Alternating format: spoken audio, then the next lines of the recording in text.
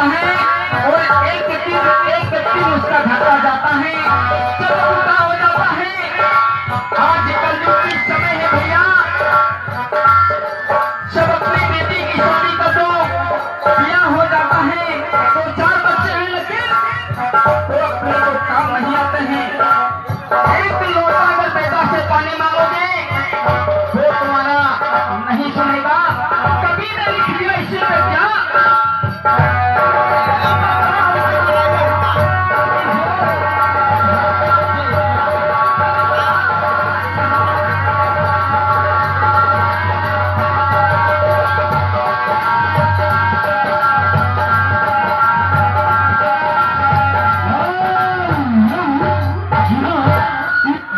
भजन पर खुश होने का फिर वही जाने पहचाने यार